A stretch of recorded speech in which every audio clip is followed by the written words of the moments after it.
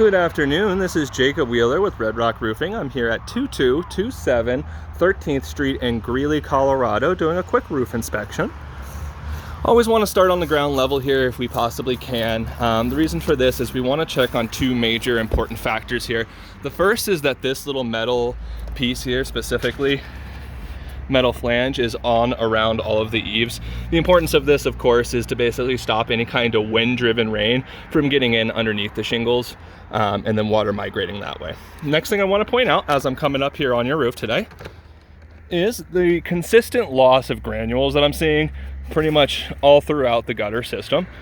Not a ton of granule loss, however, it is a sign of wear and tear of the roof as years kind of progress. And of course, that's something that we're seeing pretty consistently in your gutter system. The next thing I want to do is getting up here on the roof is I actually went ahead and marked up most of these areas with chalk prior to starting this video. The first thing I want to point out is what's located here on your turtle vents. What we like to do is we chalk up these soft metal areas just to show the signs and indicators of hail damage. If you look closely here, you'll actually see them with the chalk lines pretty much indicating where those hail hits have actually recently hit. Something like this could have been here from before the last roof, but you can see this one's pretty peppered as well. I don't even need to chalk that one up. And I got another vent system here so you can see that a little bit more thoroughly. So the next thing we want to do is what's called looking for spalding hits. What spalding is basically when hail hits the shingle, dislodges those granules, showing that fiberglass underlayment underneath. So when we're looking for hail, we're typically looking between 6 to 10 hits on any side of the home.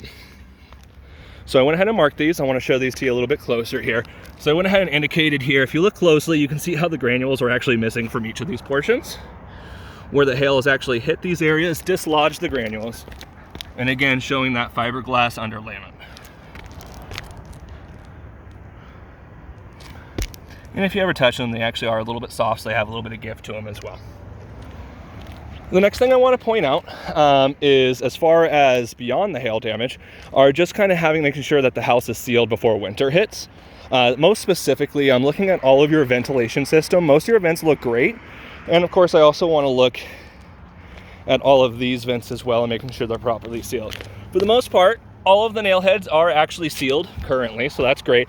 However, I did identify a few areas, mostly on the corners here, that aren't currently sealed. So the issue with this, of course, is that's just a great place for water to migrate. If that's the case, of course, then of course you're looking at possible leaking. So we're going to go ahead and seal all of these today, but I have a few of these locations. It's another one that I marked here. And of course, the last one there. So we're gonna go ahead and take care of this for you today. All in all, I give the roof an overall pass. However, I am seeing signs and indications of hail damage. I'm not sure if that's gonna be enough for your insurance to cover it, but today we're gonna make sure everything's properly sealed so that we can certify you for the next few years. And the last point I wanna make is you do have this flat roof section. Ideally, we want to see this completely straight. I am seeing a little bit of issues where you can kind of see that it's bumped up just a tad. Nothing too worrisome, but I did want to point that out. Other than that, this is Jacob Wheeler with Red Rock Roofing, standing for greatness, and I hope that you have a blessed day.